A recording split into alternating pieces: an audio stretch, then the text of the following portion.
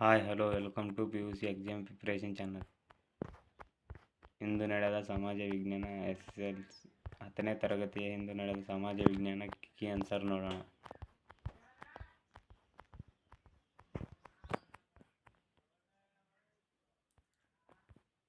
Roman ಅಂಕಿ 1. ಈ ಪ್ರತಿಯೊಂದು ಪ್ರಶ್ನೆ ಅಥವಾ ಅಪೂರ್ಣ ಹೇಳಿಕೆಗಳ 4 ಆಯ್ಕೆಗಳು ನೀಡಲಾಗಿದೆ. ಅವುಗಳಲ್ಲಿ ಸೂಕ್ತವಾದ ಒಂದು ಉತ್ತರವನ್ನು ಆರಿಸಿ ಅದರ ಕ್ರಮಾಕ್ಷರವನ್ನು ಪೂರ್ಣ ಉತ್ತರವನ್ನು ಬರೆಯಿರಿ. 1ನೇ ಕ್ವಶನ್.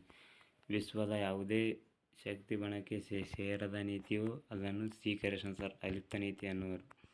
2ನೇ ಕ್ವಶನ್. ತೋಟಗಾರಿಕೆ ಬೇಸಾಯದ ಪ್ರಗತಿಯು ಕರೆಯಲ್ಪಡುವುದು ಡಿ. ಕರೇಶನ್ ಸುವರ್ಣ ಕ್ರಾಂತಿ ಎಂದು. 3ನೇ ಕ್ವಶನ್. ಮುಂಬೈಯನ್ನು ಭಾರತದ ಮ್ಯಾಂಚೆಸ್ಟರ್ ಎಂದು ಕರೆಯಲು ಕಾರಣ. ಇದು ಅತಿ ಹೆಚ್ಚು ಹತ್ತಿ ಗಿರಣಿಯನ್ನು ಹೊಂದಿದೆ. 4ನೇ ಕ್ವಶನ್. ಇವುಗಳಲ್ಲಿ ಅಸಂಘಟಿತ ಕೆಲಸಗಾರರು ಎ. ಕರೇಶನ್ ಮನೆ ಕೆಲಸಗಾರರು. 5ನೇ ಕ್ವಶನ್. ಮುಸ್ಲಿಮರಿಗೆ ಪ್ರತ್ಯೇಕ ರಾಜಕೀಯ ಪ್ರಾತಿನಿಧ್ಯ ನೀಡುವ ಪ್ರತ್ಯೇಕ ಚುನಾವಣಾ ಮತಗಟ್ಟೆ ವ್ಯವಸ್ಥೆಯನ್ನು ಜಾರಿಗೆ ತಂದದ್ದು ಕರೇಶನ್ ಡಿ. 8ನೇ ಕ್ವಶನ್.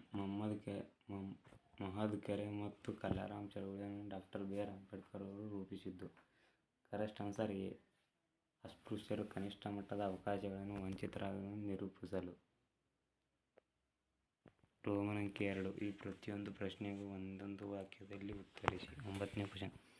ನಮ್ಮ ದೇಶದಲ್ಲಿ ಅತಿ ಹೆಚ್ಚು ಉಷ್ಣಾಂಶ ದಾಖಲಾಗಿರುವ ಪ್ರದೇಶ ಯಾವುದು? ರಾಜಸ್ಥಾನ.